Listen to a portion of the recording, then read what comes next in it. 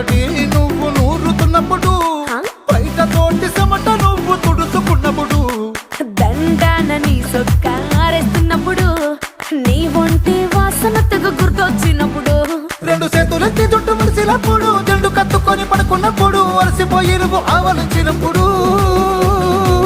వచ్చుండై feelings వచ్చి వచ్చి చంపేస్తు